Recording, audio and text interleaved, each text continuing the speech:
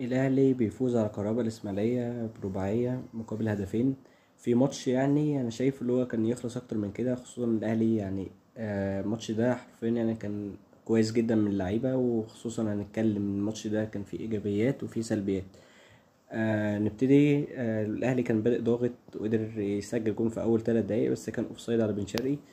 الاهلي فضل مكمل برضو. كهربا الاسماعيليه كان يعتبر اول هجمات ليهم، كانوا بيحاولوا على المرتدات والتحولات الهجوميه.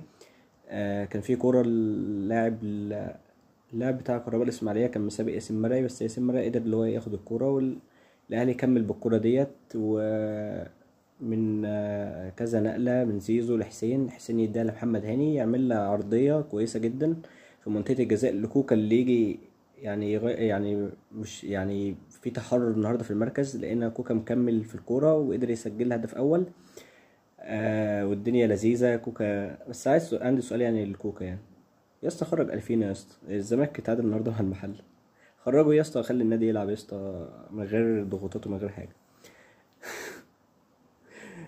آه فرقه كانت عماله طول السيزون يعني لاعبين اكتر مننا، ولسه لينا ماتشات مؤجله وعمالين. طبعا هم بيعيشوا اللحظه يعني زي ما بتتقال.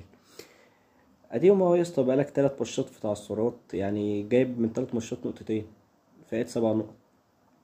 ما علينا. الاهلي فضل ضاغط ومكمل. الاهلي برضو في الدقيقه 30 من ركنيه ممتازه جدا، عرضيه ممتازه لزيزو، اللي هي عوده حميده زوز والله. عوده بتحرق دي. يعني عرضيه على راس ياسين مرعي اللي بيقدر يخلص الكوره بشكل كويس جدا. يعني بأقل ارتقاء كده وطالع يا دوب كده. ركن الكوره في زاويه، ركنه كويسه. بعدين بقى نيجي نتكلم عن السلبيات. بس قبل السلبيات، الاهلي يعني في الشوط التاني قدر اللي هو يسجل التالت عن طريق جملة كويسة جدا، عرضية من زيزو تخبط في الدفاع تيجي قدام محمد شريف. قدر يسجل الهدف. ويعني اخيرا يعني سجلت، يعني حاجة كويسة عامة ان شريف يسجل وتبتدي يبقى عنده ثقة يعني. الماتش اللي فات كان عمل اسيست كويس جدا قدام الزمالك، والنهارده يعني قدر يسجل جون.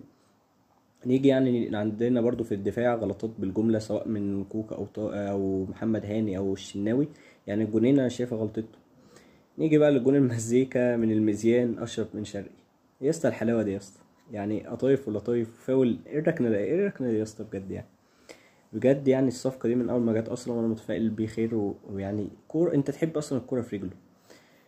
آه كل الدعم من النادي الاهلي في اللي جاي، وباذن الله الماتشات اللي جايه نكسبها، والماتش اللي جاي نكسبه تبقى اول دوري. السلام عليكم.